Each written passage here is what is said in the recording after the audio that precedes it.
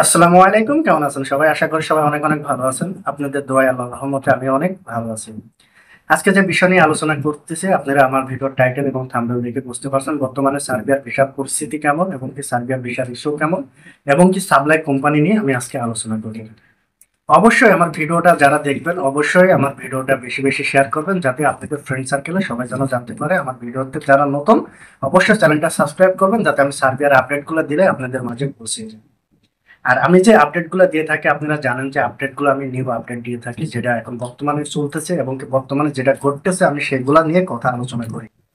আরেকটা বিষয়, যারা যারা এই টাইমে এসে সার্ভিয়ার ফাইল জমা দিতে চাচ্ছেন তারা অবশ্যই সাবধান। আমি এই কারণে সাবধান বলবো যে যে এখন বর্তমানে যে হারে পরিস্থিতি চলতেছে, দেখেন প্রতারণার হারটা সবচেয়ে বেশি। আপনারা ফাইল জমা দেওয়ার আগে একটা জিনিস মাথায় রাখবেন, আপনারা কেমন মাধ্যমে ফাইল জমা দিচ্ছেন বা কার হাতে জমা দিচ্ছেন। এই যে এই বিষয়গুলো নিয়ে আমি আলোচনা করবো। বর্তমানে এখন ভিসা রেশিওটা কেমন আমি এটা আগে কই। এক নম্বরে আসি যে ভিসার রেশিওটা কেমন।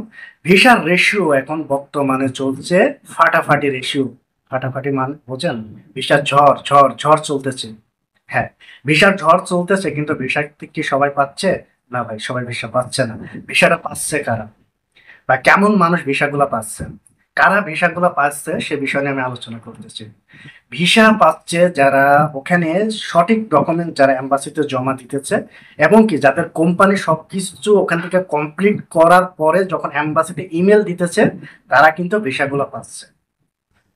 অনেকে আছেন বলছেন যে ভাই আমার ভিসা হচ্ছে না, ভাই আমার ভিসা রিজেক্ট গেছে, ভাই আমার ইউজার আইডি পাসওয়ার্ড হয়েছে, ভাই আমার অ্যাপ্রুভাল আছে, এখন পর্যন্ত ভিসা স্ট্যাম্পিং হয়নি। ভাই, ওটা কি অরিজিনাল পেয়েছেন? ওটা কি ফেক না তো? এটা প্রথমে যাচাই করবেন। হয়তো কেউ বলতে পারেন ভাই আমরা যাচাই করতে পারি না। আরেকটা বিষয় আসি, শোনেন। ভিসা প্রচুর যেমন হচ্ছে তেমন কিন্তু মার্কেটে ফ্যাক ভিসা এবং কি ফ্যাক ডকুমেন্টস বেশি। কিছুদিন আগে একজন আমার কাছে ফোন দিয়ে কয়, ভাই আমি সার্বিয়ার ভিসা পাইছি, আমার মেল পাওয়ার দিতেছেন, আপনারা কি মেন পাওয়ার করাতে পারছেন? একটা বোকার মতন একটা প্রশ্ন করছে যে ভাই সার্বিয়ার ভিসা হয়েছে, আমরা মেন পাওয়ার করাতে আমার ভিসার মেন পাওয়ার হয় নাই, আপনারা কি মেন পাওয়ার করাতে পারছেন? আরে বোকা, যদি তোর ভিসাটা অরিজিনাল হয়, তোর ভিসাটা যদি কেউ করে থাকে, যে ট্রাভেল এজেন্সি হোক বা যেই দিক, তোর ভিসাটা অরিজিনাল হলে কেন মেন পাওয়ার হবে? অরিজিনাল ভিসাতে অবশ্যই বাংলাদেশ সরকার, অবশ্যই গভর্নমেন্ট যেখানে যে একটা ইয়ে করছে, এটা অবশ্যই ভিসাটা মেন পাওয়ার হবে। কেন মেন পাওয়ার হবে? অবশ্যই মেল পাওয়ার হবে যদি ভিসাটা অরিজিনাল হয়। ভিসা যেমন হচ্ছে তেমন ফ্যাক্ট বেশি, এটার থেকে সতর্ক থাকবেন। এখন বর্তমানে কি এই সময় এসে কি ফাইল জমা দিবেন? হ্যাঁ ভাই, এই সময় এসে আপনি ফাইল জমা দিতে পারেন।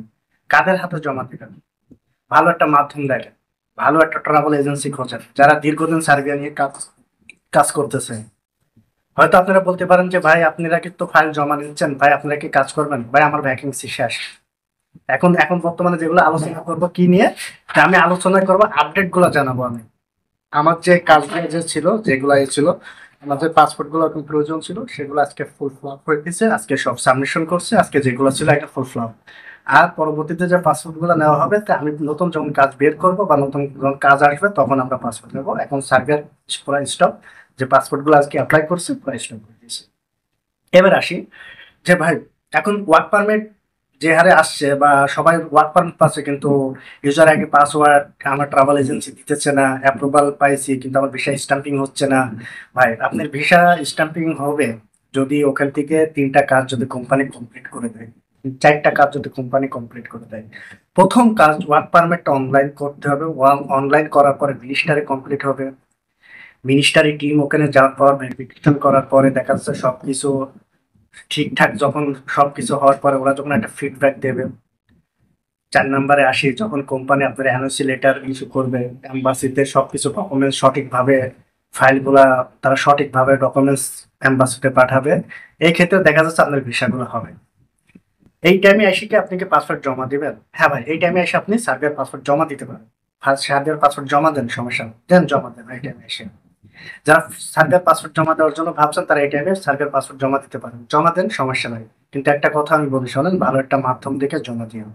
যাদের হাতে দিবেন আপনার মূল্যবান পাসপোর্ট এবং টাকা পয়সা অর্থ, একটা ভালো লাইন, ভালো একটা মাধ্যম, যাদের অনেক দীর্ঘদিন ধরে ব্যবসা করছে, অনেক দীর্ঘদিন ধরে মার্কেটে আছে, তাদের হাতে দেন।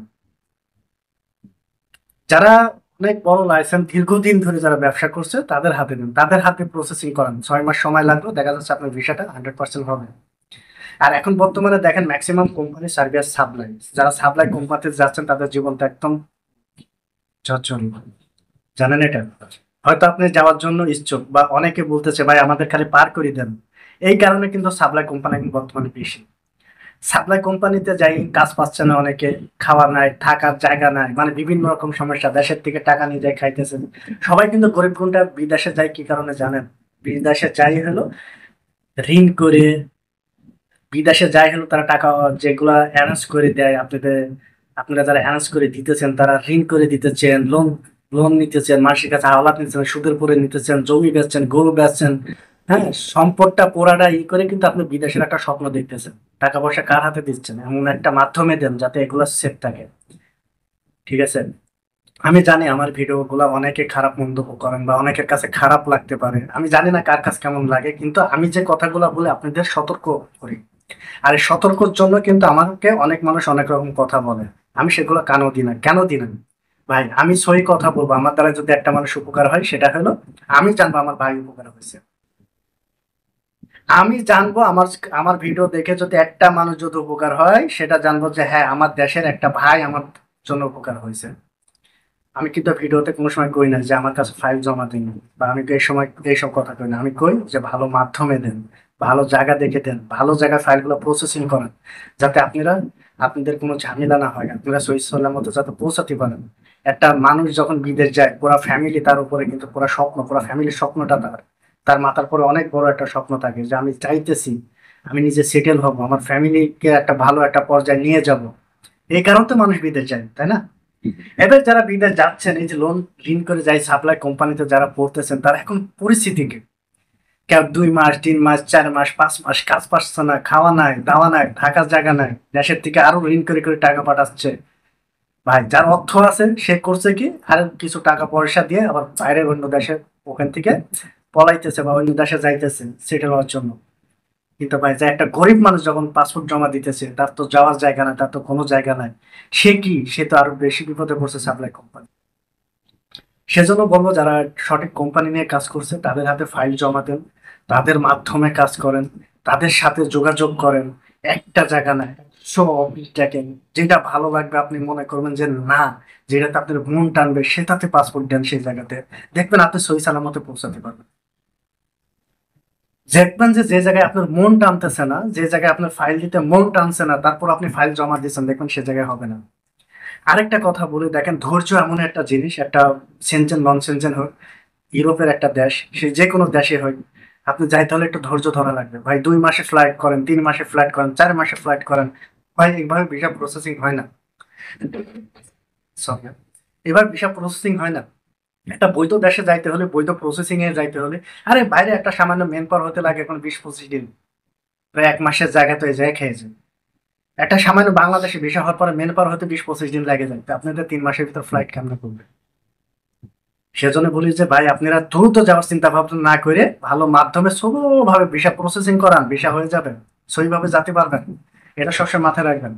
আর আরেকটা বিষয়, আমার ভিডিও যাদের ভালো লাগছে এই পর্যন্ত যারা দেখছেন, অবশ্যই আমার চ্যানেলটা সাবস্ক্রাইব করবেন, আর আমার চ্যানেলে ভিডিওটা বেশি বেশি শেয়ার করবেন।